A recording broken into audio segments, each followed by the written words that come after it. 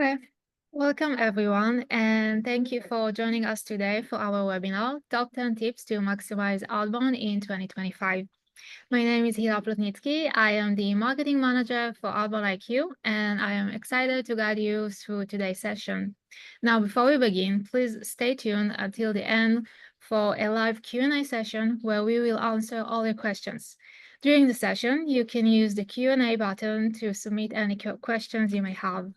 Now, please welcome today's speakers. We're going to cover those top 10 tips to maximize your outbound outreach in 2025. These tips will help you avoid common mistakes and pitfalls contact center leadership and admins make when designing their contact center platforms, as well as increase those all-important contact rates. I'm Jessica Clay, VP of Support and Services for Outbound IQ. I have over a decade of outbound contact center experience. I worked as a TAM and specializing in outbound consultation, as well as TAM leadership, and then ultimately as the Senior Director of Customer Assurance for Five9. In that role, I work with cross-functional and executive leadership to solve the most complex challenges with no straightforward resolution. I left Five9 in June of 2024 to get back to my roots and passion of outbound by joining Outbound IQ. In my current role, I oversee PS consulting and the registration team and dedicate a sizable chunk of my time to providing consultative services to our customers. Jason? Thanks, Jess. Hey, everybody. My name is Jason Schatzkamer. I'm the co-founder and CEO of Outbound IQ. My background primarily, again, for those of you who don't know me, I am a computer programmer at heart who stumbled into contact center and has been solving problems in one of those two spaces pretty much ever since.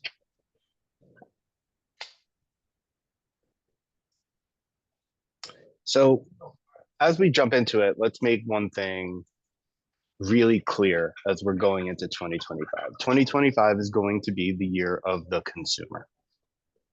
Okay, it is the year that the consumer comes first. So across the board, we have been seeing this trend. We've been seeing this push. It's kind of moving that direction, right? We see TCPA, which is kind of our law of the land, the thing that governs what it is that we do. That was implemented to better and improve the consumer experience. Is it perfect? No. But was it designed to do that? Yes. The federal do not call list, another mechanism clearly designed to try to improve the consumer experience. Spam tagging more recently, spam tagging, stir shaken protocols, anti-fraud measures, carrier blocks, trace lookups, right? All of these things are carrier actions here, also designed to help the consumer. And obviously the elephant in the room, the upcoming one-to-one consent that we're all going to be contending with as we move towards the end of this month in some way, shape, or form. Yet another attempt, all designed to improve the consumer experience. So whether it's by force or whether it's by choice, the future is going to be that those who connect with their consumers, those who put their consumers' interests first, those are the folks who are going to inherit the kingdom. This is the direction we're going. So just know that everything we discuss over the course of this presentation, everything we discuss down the line, everything is designed to help you optimize your consumer experience. Now, before you react violently, just know that that is while obviously respecting your need to remain competitive, because we're in a competition, right? So you have to be competitive. You have to win that competition. Both of those things are true. So everything we're about to talk about going forward is about how do we do both? How do we maximize the consumer experience and optimize our win?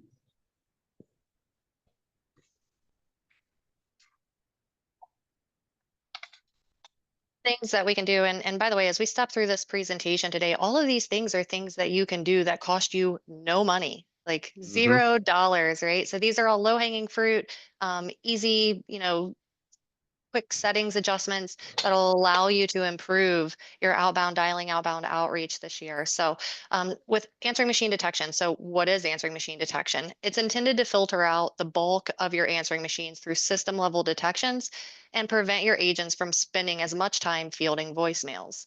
It works by listening for tones and pulses that indicate a number is busy, a fax machine, an operator intercept. It analyzes voice patterns within the analysis period, and it uses that information to determine whether or not it's an answering machine or a human at the other end of the call. It's important to know it's not 100%. It's not going to capture all of them, and that happens for a few reasons. One of the reasons is that there's a detection period that the call is analyzed within. If it cannot determine what's at the other end of that call within that period, it's going to send the call to an agent.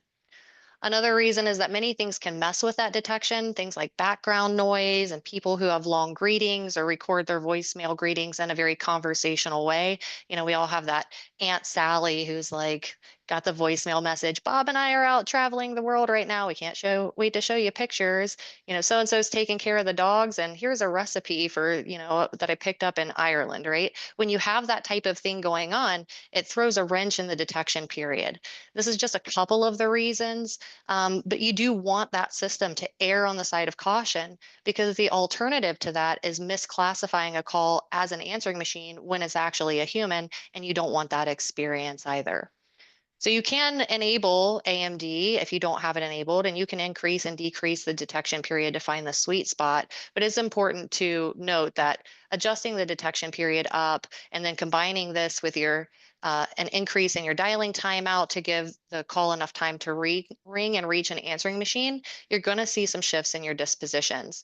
By making these changes, especially if you're going from none or to, just up a little bit, you're going to see an increase in your system level answering machine dispositions. You should see a decrease in your agent level dispositions. And then again, with the adjustment to the dial timeout, which we'll touch on later, you'll see the shift in no answer dispositions, shifting mostly to answering machine dispositions. But you will see some that actually end up in agents' hands by making those adjustments as well. Having that AMD enabled allows you to do some cool things. It allows you to leave a fully automated voicemail that's perfectly timed and provides a consistent customer experience. We're going to cover that a little later as well.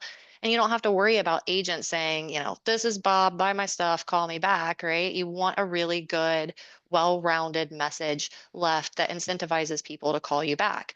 And you can get those agents off the line, handling other calls much more quickly, and that directly impacts the number of calls that you can make each day.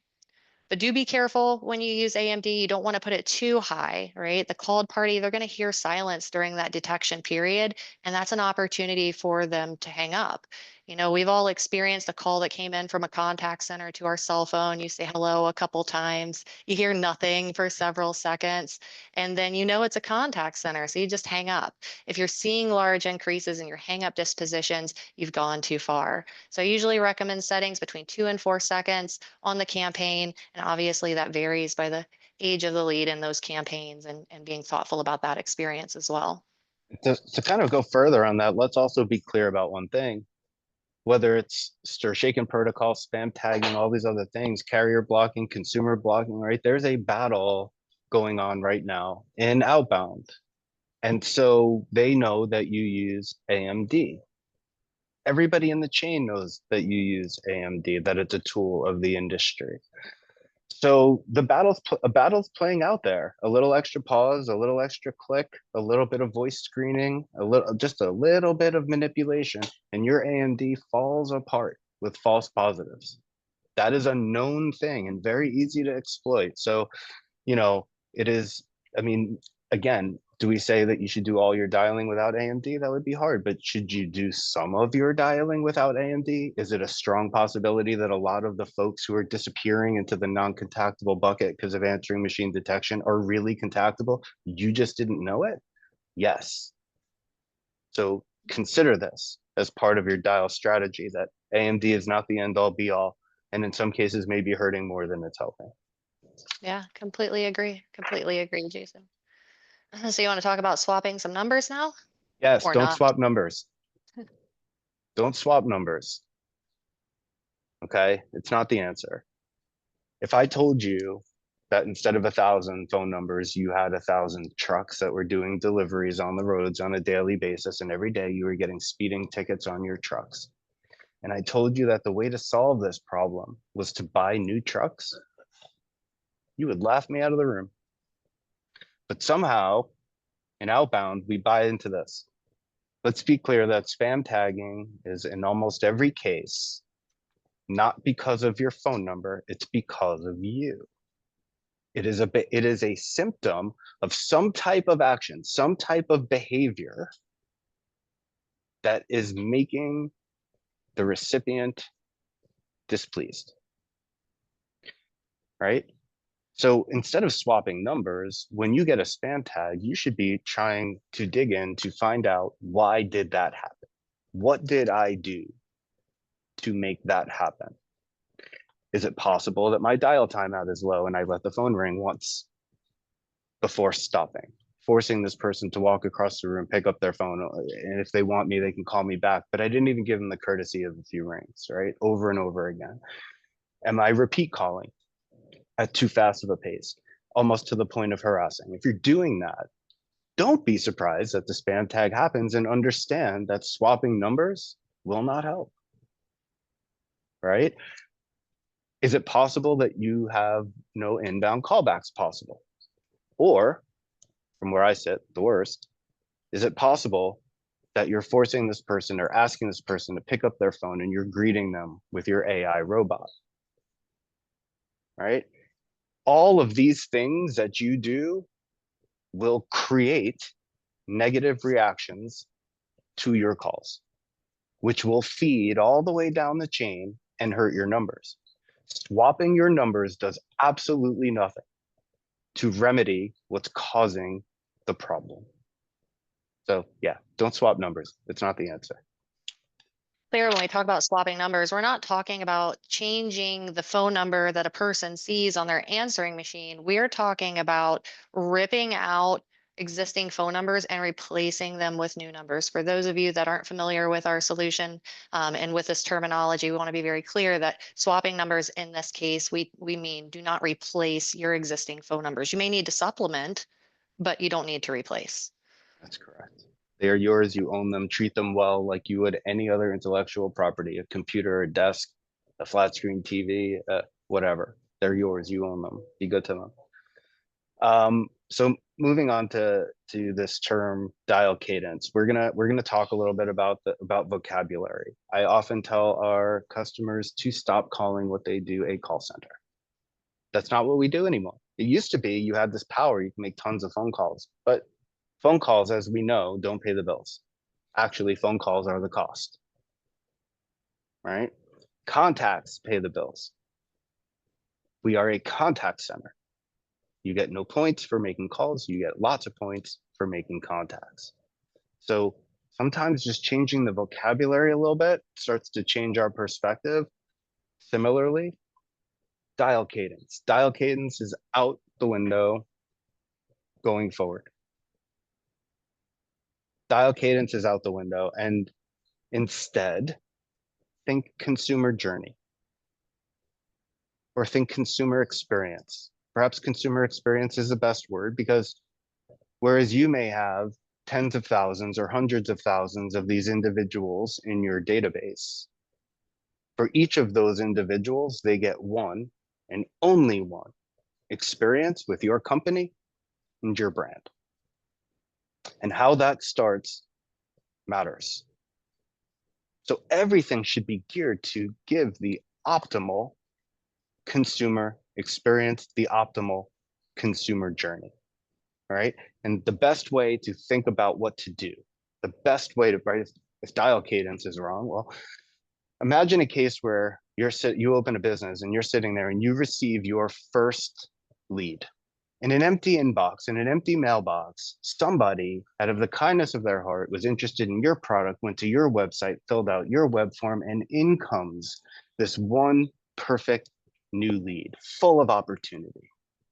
What are you going to do with that lead? You're going to call them, right? You're going to do certain things. Maybe you'll send them a text. Maybe if they don't respond in an hour or two, you'll call them again. You're going to go about a certain thing as a human. You're going to treat this lead like it was everything. But I'll tell you what you're not going to do. You're not going to call them every 2 minutes for the first hour. You're not going to call them 15 times in day one, followed by a text after each one, and then double tap 8 times on day 2. You're just not going to do it. You'd feel like a fool. doing something like that. You're going to do something very specific that is uniquely you and that you believe is the absolute best thing to do at that moment for that customer, for that one perfect lead.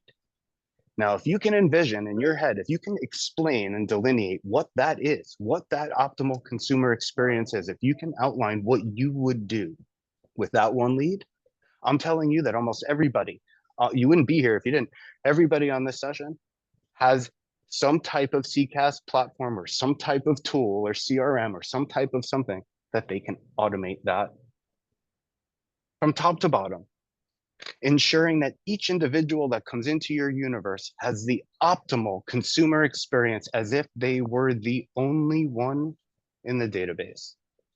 That's the future of outbound in 2025. Love it. I do, one of the things that I say to customers that we work with is, how would you respond in this situation? If this was you on the receiving end, how would you respond to this? How would you feel? And I think sometimes putting yourselves in the shoes of the consumer really helps you identify a path forward that's really the right fit for your customers and for your outreach strategy. So those are some great tips to keep in mind. Thanks so much, Jason. So we'll talk about our next topic, which is beware of those unclear and overly complex dispositions. Having too many dispositions, that's going to create substantial confusion for your agents for so many reasons. Don't be too granular with all of those dispositions, or you're going to risk having this wall of dispositions that leave things open to agent interpretation. And to that point, you want to make sure that you train your agents on the dispositions, what they mean, how they should use them, and drive home the importance of using the correct disposition. Dispositioning affects your customer journey, and dispositioning in and of itself, as well as those bad disposition settings, can end up making records inaccessible for another pass, which leads to wasted money on leads, lost customer relationships due to lack of outreach. And you want to keep them sticky.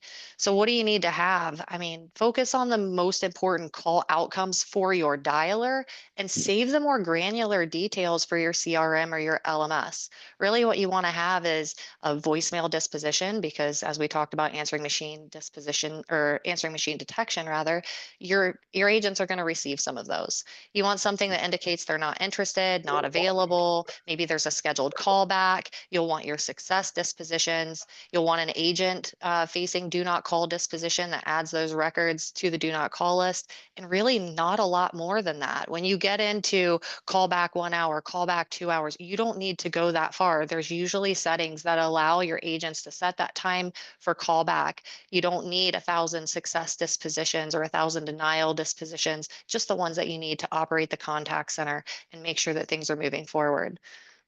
Another thing that you might consider adding is a dead air or silence disposition. These can help you identify issues within your environment with an agent's machine or an agent's environment if they're work from home, and help with baselines in the event that a carrier challenge occurs or changes to your environment arise that might put these things into play. And then to that end, I would highly recommend not finalizing records that receive those operator intercepts or busy signals. Those things can happen when there's a carrier issue, either on the sending carrier or the receiving end. And remember, these CCaaS platforms often have a great many carriers, right? So and that's for redundancy purposes. So you may have a different experience as you traverse one carrier than another. And if one's having an issue, you might pull them out. So you don't want to finalize those operator intercepts or busy signals. Think about when you might want to revisit those. People also, they may give you a, I'm not interested, hang up on you today. That can happen because you caught them at a bad time. Kids are screaming, running around, they're making dinner, had a bad day at work, whatever might be going on in their lives. Unless they say, put me on your do not call list, it is still dialable. If you catch them on a better day, you could close a deal with a different agent or under different circumstances. So maybe consider dialing those not interested again in like 7, 14, maybe even 30 days. And then along the same vein, one thing that a lot of people don't use that they could consider using is foldering. Some of the CCaaS platforms allow you to put certain similar dispositions underneath a folder so that they're organized for the agent. So they can go in, hit a drop down, and they'll see all of the reasons that someone does not qualify, for instance. And just note also that some of these dispositions, as you watch them roll in, they can be symptoms of other things that are going on, right? And it's important to kind of detect, for example, a busy signal, right? A busy signal used to mean you called somebody, they were on the phone. And so you got a busy signal. But obviously over the course of years, over the course of our, of decades, that has stopped. Now, when's the last time you heard a busy signal? So be suspicious of that busy signal. What is it exactly? I would be intrigued, right? Operator intercepts disconnected phone numbers, give or take. Sometimes an operator intercept is a disconnected number. Straightforward. Sometimes it's not. No answers. What's the difference between a no answer and an answering machine? Well, a no answer got no unclear outcome, whereas an answering machine reached the end of the road. If you have way more no answers than you do answering machines, you are not letting the system, you're not letting the dialer ring long enough. It's Yeah, not getting to an outcome. yeah. And remember that those dispositions, especially the system dispositions, a lot of times those are driven by SIP signals from the carrier, session initiation protocol, from the carriers, right? And not all of them communicate using the exact same codes under the exact same circumstances. So where you might have an operator intercept, sent back as a disposition on one side as a result of a SIP signal, it might come back as a dial error in another carrier network. So, all of these things are intertwined, right? Yeah. So it's very important to be careful with your And dispositions and again, your settings. circling back to AMD, you see a big rash of pickup hangups or silence or dead airs on the other end. Take a close look at your answering machine detection. Look at how long it's taking to consider AMD and whether or not that pause means that the only thing the agent hears by the time they're connected is the consumer hanging up. Now, in this day and age of outbound being as difficult as it is, and it's always been difficult, it's even more difficult now, right? Every single one of those matters. So the moments where you get your consumer to answer the phone and then you blow it on your side, it's the worst. It's like a knife in my heart. So watch your dispositions. They're telling you stories if you pay attention. Similarly, watch your data sorting. I'm not going to go long into this one, but almost every time in the contact center, it's not like you have one big thing that you're doing wrong that's hurting you. No, if it was, it would be so simple. Nope. It is a series of little things that you don't even know are happening. That's the pain of outbound. And that's the eternal struggle of outbound and trying to get this correct. It's why I say there's no such thing as a perfect contact center, because there's always something. I promise you. Now, when I mean data sorting, here's one of the things I'm talking about. People take a list or a spreadsheet or a CSV file or something along the lines, and they sort it and they're cleaning it and they're doing all kinds of things to the information before they push them in, maybe removing some of whatever it is that they do. And then the last thing that they do is sort it by city and upload it into their dialer. Looks great in Excel, right? Maybe they sort it by state and upload it into their dialer. They sort it by phone number. They sort it by area code. They sort it by zip code. All looks beautiful when you look at it in Excel, but when you push a file like that into a dialer, typically what you're telling the dialer is the order in which you want these called, typically. Now, when that happens, we have seen customers destroy their phone numbers by taking the full combined power of their agents and dialing and focusing all of it in one area code at a time or one city at a time, as opposed to spreading these out and showing a much more normal and human telephone pattern on the networks. The fastest way to get smacked on the networks today is to come out of the gate like a bull in a china shop. So watch your sorting. Okay. Similarly, there are things like there's a very common approach, and I get it. It's not like I don't get it, right? Where contact centers dial new first, then old. Makes sense, right? Offhand, there's nothing wrong with that logic. However, not everything is as it seems, because by doing so, many times you create problems inadvertently. I'm going to call all my new records first thing, which means 9 a.m., 10 a.m., prime contact hours are on my new records. Then I switch over to my older records when that runs out. But now I'm in my 11 o'clock, 12 o'clock, 1, 2, in my dead hours. I'm in my slower, lower contact rate hours. And it's like, look how bad these aged records are. And it's like, well, you're calling them at a time when it's pretty much certain that they're not going to answer the phone. So if you want to call those, make it a point to try them at least during the times that are optimal, as opposed to kicking them down the road. How you structure these things makes a huge difference in your dialer. Everybody knows that moment over the course of the day when the new records run out and then everything just seizes. What was going so well just freezes up, like it gets stuck in the mud, and the agents become miserable and they get testy and the managers become miserable. And it's because we got this great out of the gate thing, but we left nothing for later. The reality is there's ways to structure your data and your sorting to optimize, to have success throughout.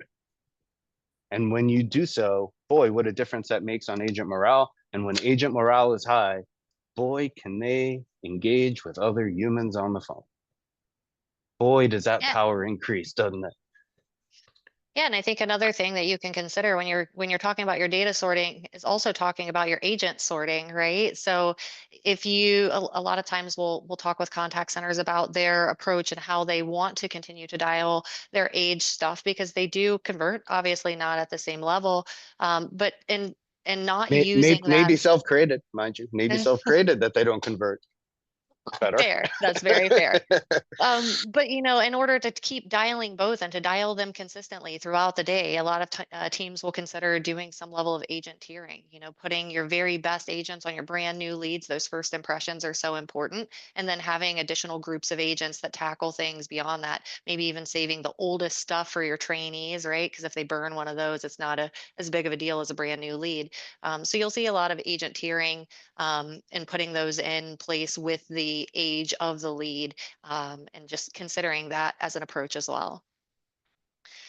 So next up on our list, I want to talk to you a little bit about dial timeouts and ring times. These are very important for a lot of different reasons. I mean, there's so much. I mean, one small setting packs a lot of punch here. So the first one is you need to avoid this situation. When you have a really low dial timeout or ring time, this can cause challenges with your carriers.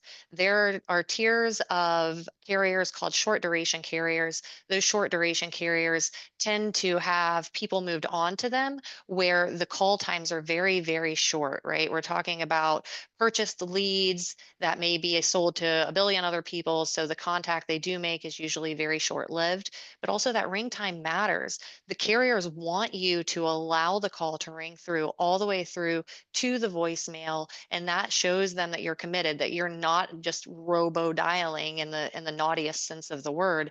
And it creates that carrier happiness and it's attached to your reputation. Also, short duration carriers, the traffic isn't guaranteed. It is not guaranteed, right? So that's when you start to run into challenges with volume. You start to run into calls being rejected, right? And then you get those operator intercepts, you get those busies, the dial errors, things like that can occur. Now, those things obviously can occur for lots of other reasons, but you'll see it more and more when you've put yourself in a position where your calls run really short. You also need to give people time to get to the phone, depending on the demographic that you're calling. Maybe you're calling Medicaid, Medicare, an older population. They have to get out of their recliner, walk all the way across the living room to their cordless phone in the kitchen. You need to give them time to reach that phone. So that's another thing to consider in terms of your dial timeout. In the cellular world, it's easy to say, well, if they don't pick up in 12 seconds, it's going to hit their voicemail anyways. That's not always the case. It really isn't. So if you set it, let's say 60 seconds, it's going to ring, not the full 60 seconds. It's going to ring until it gets to a voicemail or a human, right? So you want to give it all the time that it needs to do that, to make carriers happy, to make the elderly happy. And that also gives you an opportunity to leave those automated voicemails. And again, we're going to talk about that a little bit later in the presentation, but it does go hand in hand with the ability to leave an automated voicemail consistently across the board for all of your leads, records, whatever you refer to them as. You can And also consider dial timeout settings by the age of the lead. Sorry, go ahead, Yep. Jason. Right. And I will say that most dialers, most CCAS platforms out of the gate that have an auto dialer have configurable ring times, most of them. And the ones that do typically ship with the same settings that they were shipping with in the 90s and 2000s. And the reality is what's going on the telephone networks today is very different. And the time it takes to make a connection and to initiate the ringing is different than it was before. And so that number needs to change. And almost every platform out of the box, that number needs to change. And you can tell quickly by looking at what is higher, your no answers or your answering machines. If no answers is higher, there's your first indication. Yeah, those default settings that come on a brand new domain, don't just assume that they're set that way because that's best practice, right? It's set that way because they had to set it as something. So you always want to look at those. Yeah. So right. now we're going to move on to another component of your data, which is prioritization and manicuring and overall handling of your data inside the dialer. Let's start by making one thing, something I think we can all agree on. There is a big difference between a day one lead that just inquired on your website and a day 30 lead who you haven't been able to contact in a month. Big difference between those two, yes? There's a big difference between a shared lead that you know has been purchased by 4 or 5 companies and that you're competing against them for the same thing versus an exclusive lead who was on your website and reached out to you. Big difference between those two. There is a big difference between a first party lead who opted into Jess Clay Industries and a third party lead that opted into I need dialer help and Jess got the record. Big difference between those two. If we can agree that there's differences between lead types, new and old, right? All those other kinds of things, then we know that we want to segregate and we want to isolate those different streams and channels of data to optimize our consumer outreach for that lead. That type of precision is what you need. Does every lead go into the auto dialer? Or maybe some of them get manual phone calls first. Maybe they operate on preview first. Does every call have to go through answering machine detection, including the first one? Or maybe some of them can go through answering machine detection as these records age and I recognize I have not been able to contact them. Is my dial timeout correct? For a new lead, I want to, maybe I want to let that ring all the way through to the end. I want no limitations on dial timeout, none. But as I go deeper into my database, as I go towards the folks who have historically been harder to contact, maybe I spin the wheels a little less on each attempt there. These are the kinds of things that you need. How often do you outreach to them? Do you use call branding? Like everybody's like, should we use call branding or shouldn't we? Both. Sometimes yes, sometimes no, right? It depends on so many different things. Should I leave voicemails? Pretty much always, yes. But as we get later and later in the stage, maybe not, right? So a big clue for me when we meet new customers and we jump in and we take a look at their system is when I jump in there and I see one outbound campaign. And when I see one outbound campaign designed to handle day 1 leads and day 30 leads, shared leads and exclusive leads, first party leads and third party leads, all of these, I'm like, okay, which one is this single campaign optimized for? And the answer is usually none. So that's one of the fundamental problems. You need to make sure you handle your data correctly. Now, the more you separate it, the more you're able to break it apart, the more you're able to put it back together into a really nice machine, into a really nice complete puzzle, where each of these different types can be pointed to your optimal agents who can address those particular types, and each of your dials is being done with precision. When your SMSs take place is correct for that consumer at that stage of their consumer experience. Right? all of it to be respectfully competitive. You don't have to blow up your website leads to get a hold of them the same way that you do with some of the others. So just be precise. Yeah, I think that's really important too, Jason. I talked a little bit ago, we were saying, how would you feel if you put yourself in that consumer's shoes? If you call me 30 times a day, I'm never going to do business with you. You're not being respectful of me and my time. Why would I give you that time of day unless I need you, right? So, this is something that's really important is to that last point driving home, be competitive, but also be respectfully competitive. So it's good to have an edge. It's good to continue to make outreach. You need to strike a balance between respect and attempts to get someone on the phone to sell your product. That balance wins more than all the way on one end. I promise you.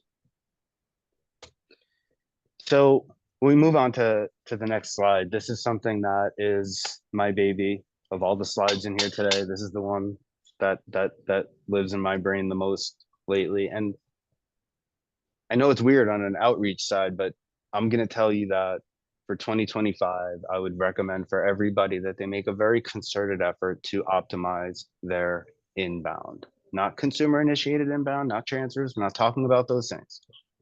Talking very specifically about inbound callbacks. Callbacks on numbers that the only way somebody would know that number is if they received an outbound call from you. That's the only way they'll know these numbers.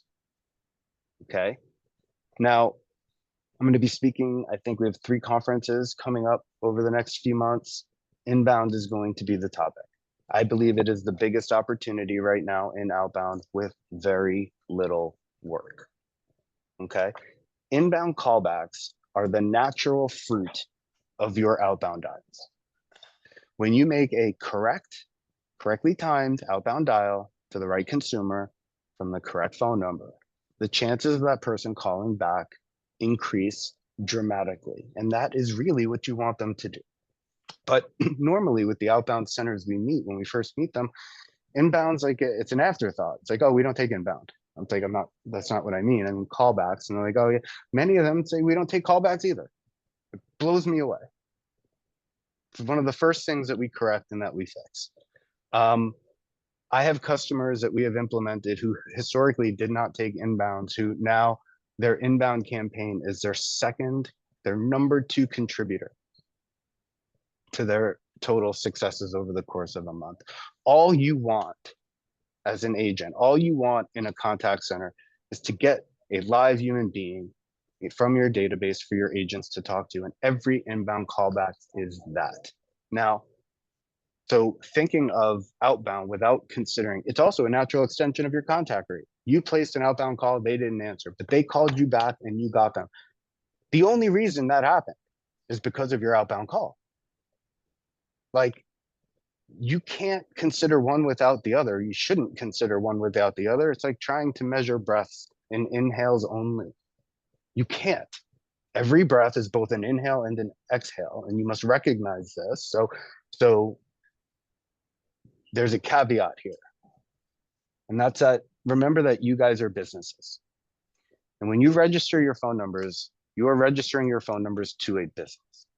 When that happens, other businesses call those numbers. And we see it all the time with folks that we onboard, and they provision a bunch of numbers and they start getting phone calls galore to their phone numbers. And they're like, this is a bad phone number. No, it's just a business phone number. That's what happens when you register a business phone number. Google starts calling it. Verizon starts calling it. Everybody starts calling it, trying to sell you services, because that's what businesses do with other businesses. That's okay. We can anticipate that. We don't have to contend with it. We can fix that. We can put some intelligence in the IVR that says, look, if you're calling back in and I don't know who you are, this is probably trouble, right? Now, when those calls are going to your agents get trained to be sour when one of them comes through. When you're able to filter out the noise, what you're left with is an unbelievable source of conversions that way too many folks are missing. So this is my this is my tip to you guys, is that there is a return ping coming back from your consumers that all too often is being missed. And again, with the importance of each one of these contacts in today's environment, don't miss these. These are really the ones you want. Learn how to do it well. Yeah, and I would say along that same vein, don't sleep on the inbound caller experience either, right? When they call in, are you greeting them? Are you giving them menu options if appropriate for that campaign? If it's a callbacks campaign, that might not be appropriate. If it's a main inbound campaign, options. And then also having that NQ messaging, marketing fodder in there, right? Here's, while you wait for an agent, check out our website at www.acmeanvil.com. Here's 3 cat trivia facts. You can make your inbound IVR be exciting, be engaging, and keep people inspired to stay on the phone and wait for your agent. Yep. So we talked about those inbound callbacks. Now we're going to talk about my favorite subject, which is leaving voicemails, and also a little bit about SMS or text messaging as well. If you can leave a voicemail with your lead type or in your industry, do it, right? There are so many upsides to leaving voicemails. It's a huge deal that results in a lot of return calls. It results in a lot of conversion for customers who didn't do this before but do it now. Some So people, like my dad, for example, who tells me this every time I see him, will not pick up the phone and will only call you back, and he will call you back if you've left a message. Why? I cannot explain. Don't ask me to explain it, but that is my father. I promise you, in your databases, you have tons of my fathers. Why not give them what they want? yeah. That's your job. Yeah. And the great thing is nowadays, like the devices are transcribing the voicemails right there. You can see them. You can see what they're all about. So for me, I'm locked in all day. I'm working directly with people. I'm focused in on family when I'm not at work. And so I'm not going to pick up an unknown number. But if I can see your voicemail or listen to your voicemail, I'll at least consider it, right? So you want to take advantage of that as well. I do recommend, maybe not allowing agents to leave their own voicemail. The reason for doing this is you want to have that consistent messaging, that quality control. And agents have bad days. You can hear it in their voice, you can hear it in the way that they're communicating. You don't want to kind of leave that to the people to make that determination, but also allowing the system to do it for you gets them off the phone and on with other viable calls. What you can do is you can do some A/B testing on voicemails and find out what people respond to. If you're dialing US customers, a lot of the A/B testing that I've seen has been very responsive to a female with a very normal American accent for people that you're dialing in the US. You can test these theories out. You can play with different languages and find out what people respond to. And you should also have different voicemail files, right? If you play the same voicemail for them every single time you call them, they're going to catch on that it's automated. So switch it up. Leave a different one on day 2 versus day 7 versus day 30. Use different languages. You can do it by lead source, right? If you have multiple lead sources, maybe different language for each of those lead sources. You can also architect the IVR in many of the systems, many of the platforms, to leave one voicemail a day. And even if you get subsequent voicemails and subsequent dials, it won't leave any additional until the following day or whatever day you choose. So those are great ways to work around that, but it is going to generate that inbound call volume, and naturally inbound calls, they equal dollars, and everybody loves dollars. That's why we are in business, right? Um, Yeah, and it's kind of funny too, because I watch a lot of our outbound customers again when they first meet us, because we tend to straighten some of this behavior out pretty quick. But for those who are helpable. But basically, we see folks who will not leave voicemails as part of their business and then pay a third party afterwards to leave a ringless voicemail, which is extremely frowned upon. And it's like, wait a minute. 10 times you got their voicemail and you wouldn't leave one. And then you pay a third party to leave a ringless voicemail, which is quasi against the law.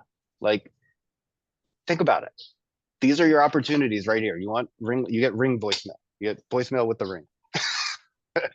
we Take told you we were advantage of gonna it. we told you we were gonna give you a bunch of tips on how to make some changes that'll make you money without spending a dollar, and now we're gonna give you some tips on how to not spend dollars on things you already are.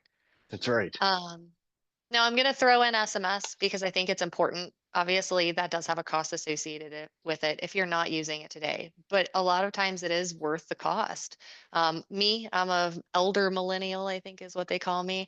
I'm going to respond best to text messaging. Leveraging SMS, it's going to meet people where they're most comfortable. The generations, mine, I guess, and beyond me that came after me, those folks aren't really the phone types, right? They're not big on picking up the phone and talking to strangers from numbers they don't know, but they will read a text message, and that's me, right? I'm going to read your text message. I'm going to see if it resonates with me. And if it does, I might call you. I might go to your website. I might try to engage with you in some way. So SMS is great. It can be triggered on disposition. You can send it to contacts when you couldn't reach them, letting them know who you are, why you're calling, and that'll allow them to pick up your next call or even generate that inbound volume that we spoke about earlier. And then some businesses also use them to share appointment details, provide instructions, share links to the website, and finish the enrollment in different services. So I know we're getting up to the point where we're going to think about doing Q&A, but we do have one more for you, a bonus, right? It's like getting dessert after a nice dinner. We're going to give you a bonus one. A lot of people don't think about the impact that your agents have on your contact center. It is so important. Discipline matters, training matters. You know, things that your agents don't know might change their behavior if they knew them.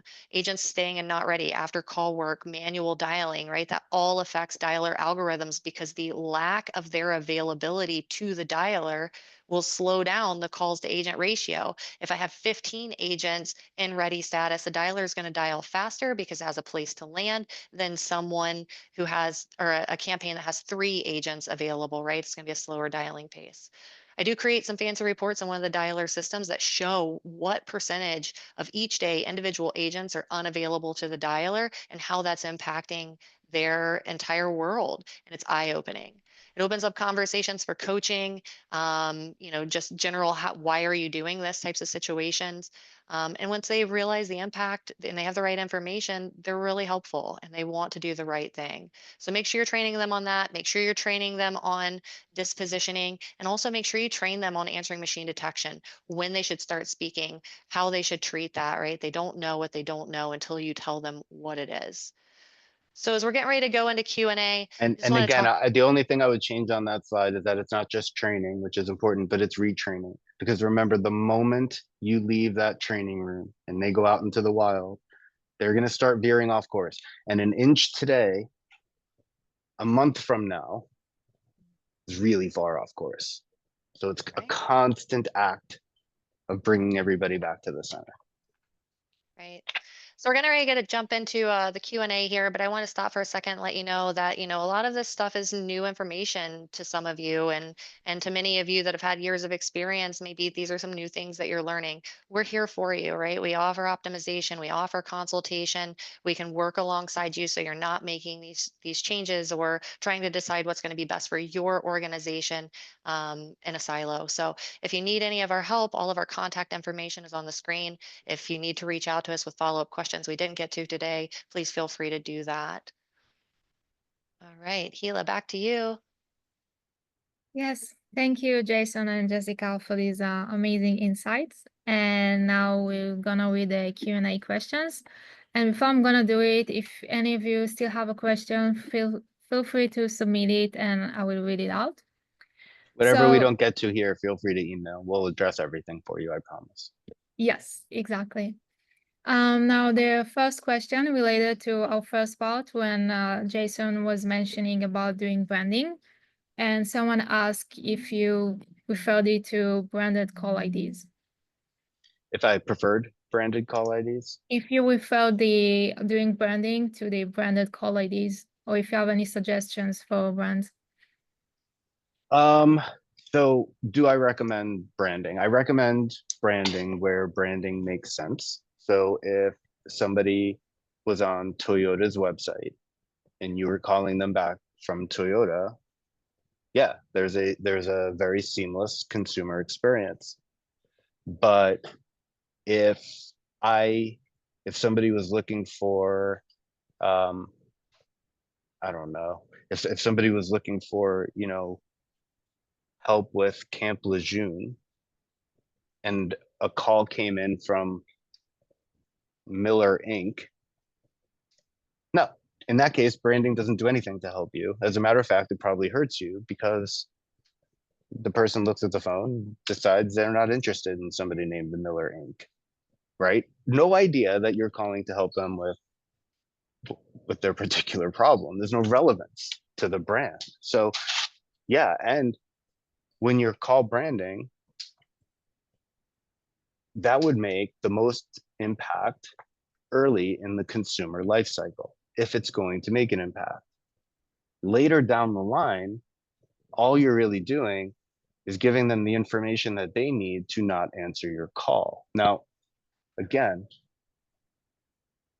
the whole point of outbound is to get that little opening with the consumer to let your agent do their magic. Okay? And so anything that you can do to open that door effectively is kind of the way you want to do it. So sometimes yes, sometimes no. Some types of leads yes, some types of leads no. Some ages, some lead ages, some not. Depends. Yeah, I If you're think doing it if you're depends. doing collections, for example, I would strongly recommend against it. Well, and I also think it's a matter of like, are they expecting your call or not? If they're expecting your call, then you might want to go ahead and Yeah, do branding. But you can also do A/B testing for that, right? You can try some different language that you use on your call branding. You can try using it with and without and see what's most impactful for you.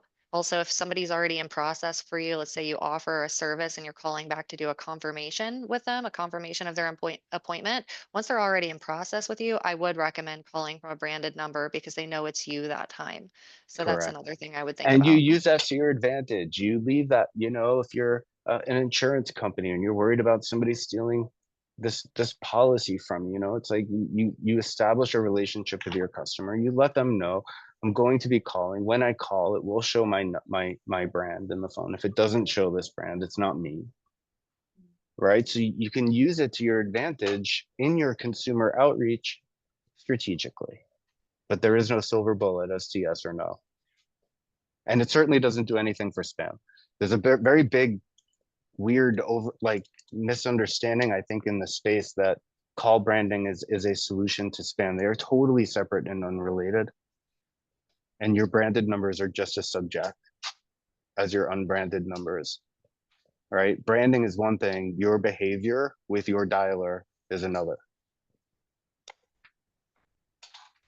Okay, thank you for your answer. Now I'm gonna read the second question. I often say omnichannel contact centers.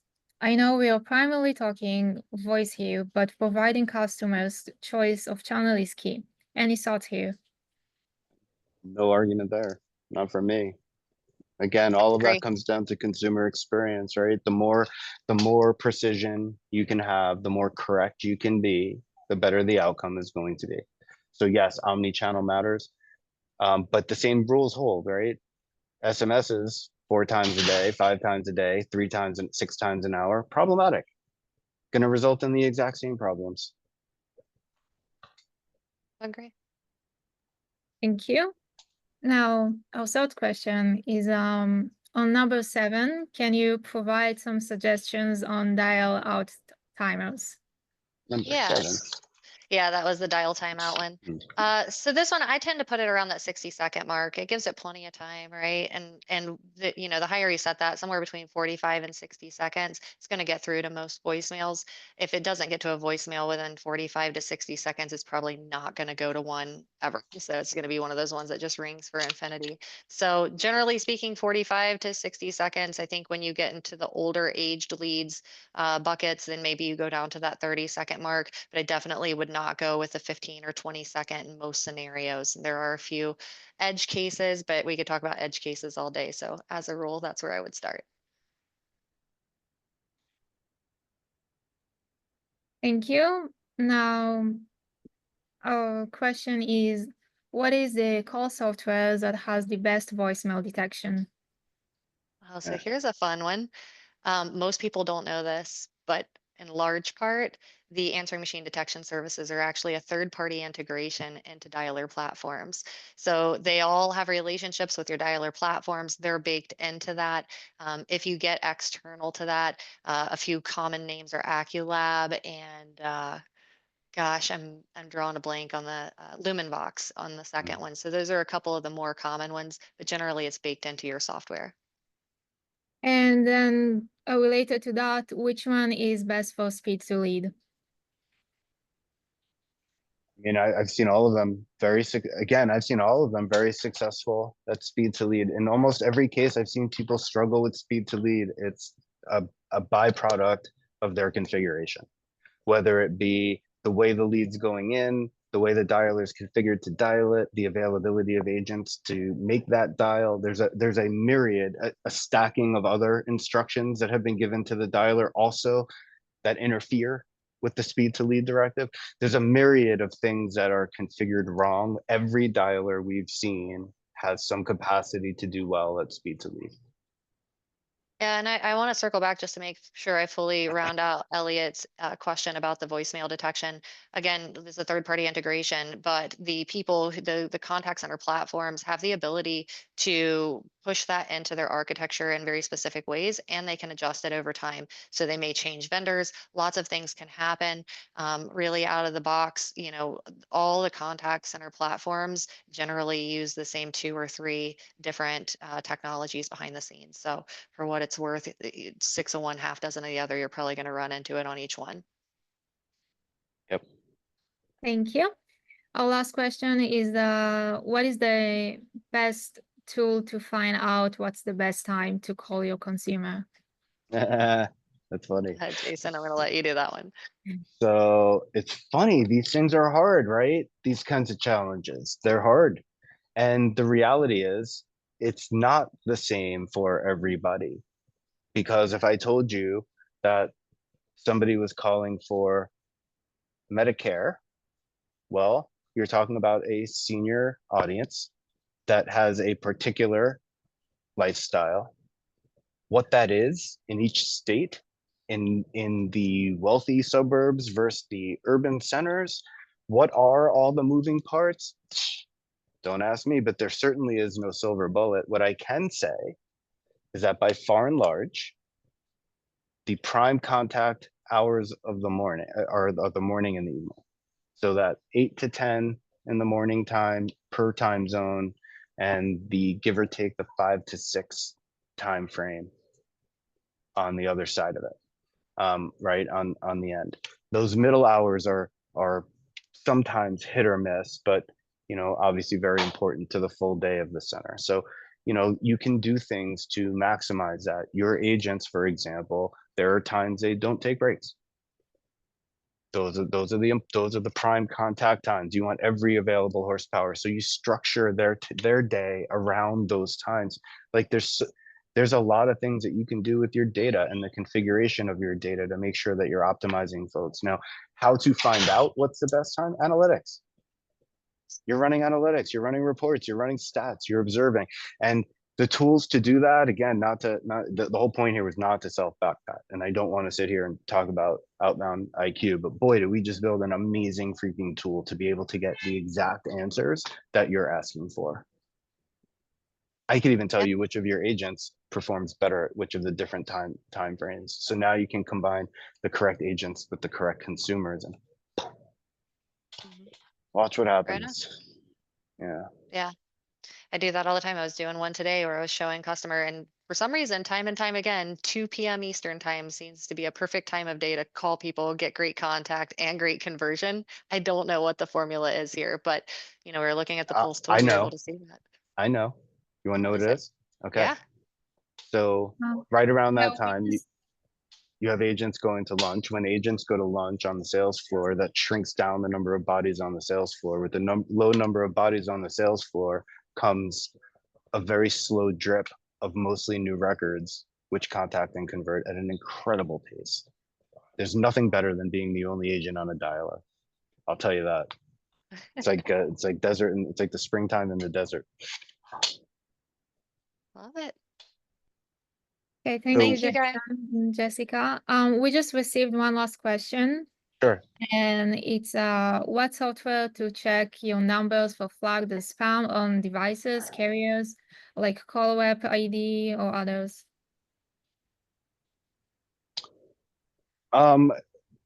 So our product, Outbound IQ's Outbound ANI specifically, ours doesn't leverage carrier flags, right? Ours measures phone number performance. So we don't really have necessarily a solution for that because it doesn't matter quite as much in our model. Now, what matters is performance, and why is the performance down or why is the performance up?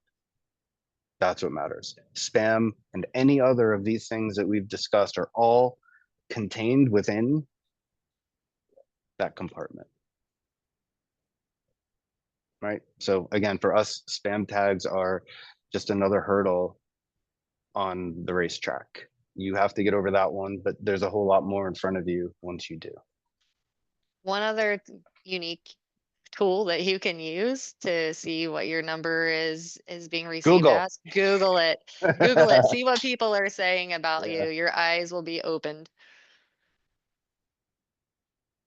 All right. Okay, perfect. Thank you so much. Thank you, everybody. Everyone, Thank you, Gila. for joining us today, and we're looking forward for next time.